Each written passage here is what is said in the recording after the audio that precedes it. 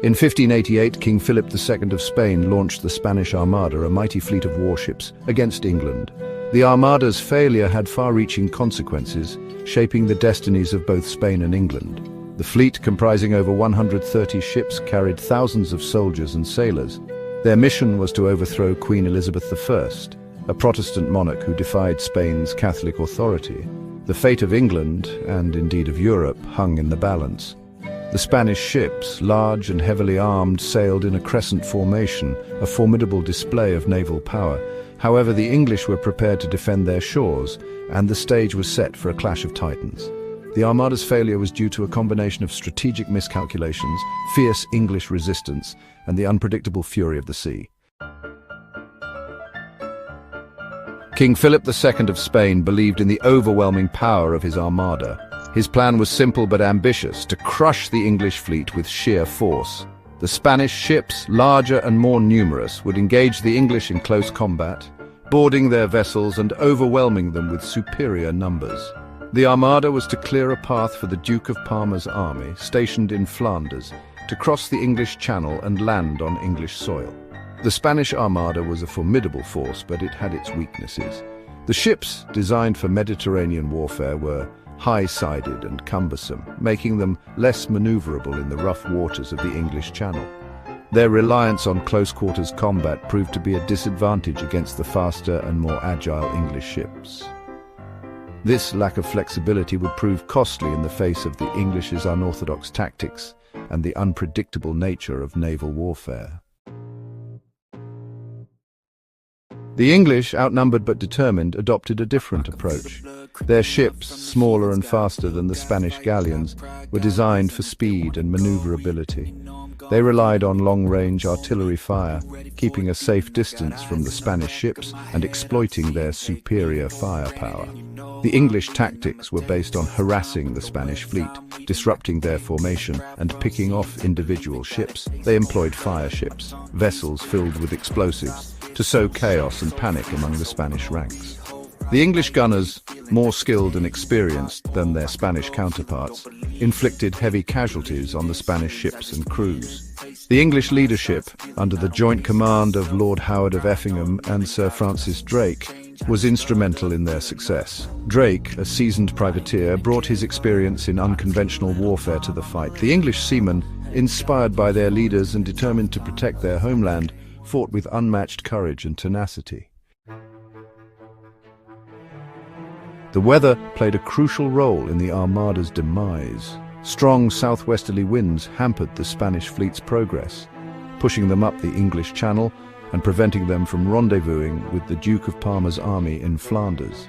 The English Channel, notorious for its unpredictable weather patterns, proved to be a formidable ally to the English. The storms that battered the Spanish Armada scattered their ships, inflicting damage and casualties. The Spanish, accustomed to the calmer waters of the Mediterranean, struggled to maintain their formation and control their vessels in the rough seas. The adverse weather also hindered the Spanish communication and coordination. In contrast, the English ships, smaller and more maneuverable, weathered the storms better.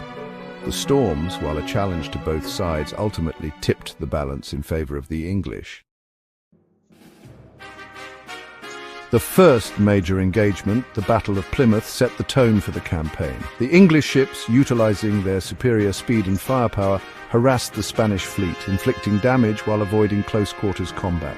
The Spanish, unable to bring their superior numbers to bear, were forced to retreat. The Battle of Portland, another significant clash, further demonstrated the effectiveness of English tactics. The English ships, sailing in a crescent formation, unleashed a devastating barrage of cannon fire on the Spanish, crippling several ships and disrupting their formation. The Spanish, struggling to maintain their cohesion, were gradually worn down by the relentless English attacks. The Battle of Gravelines, fought off the coast of Flanders, proved to be the decisive encounter. The English, employing fire ships to sow panic among the Spanish fleet, launched a furious assault, inflicting heavy casualties and scattering the Spanish ships.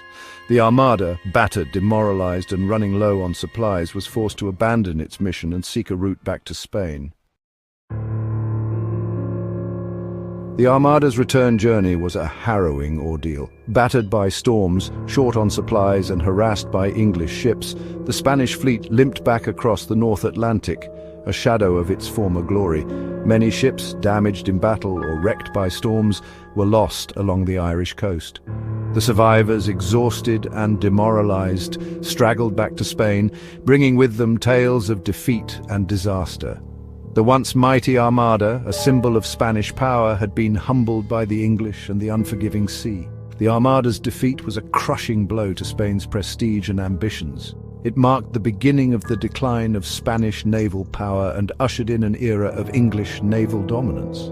The victory boosted English morale and national pride, solidifying Queen Elizabeth's rule and establishing England as a major European power. The defeat of the Spanish Armada had profound consequences for both Spain and England. For Spain, it marked the beginning of its decline as a global superpower. The loss of so many ships and experienced sailors dealt a severe blow to the Spanish Navy, from which it would never fully recover. The financial cost of the enterprise also placed a heavy strain on the Spanish treasury, contributing to its economic woes. For England, the victory over the Armada was a defining moment in its history.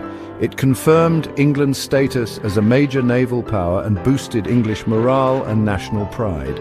The victory also secured England's independence from Spain and allowed it to pursue its own ambitions on the world stage. The defeat of the Armada also had significant religious implications. Spain, a staunchly Catholic nation, had sought to depose Queen Elizabeth I, a Protestant monarch, and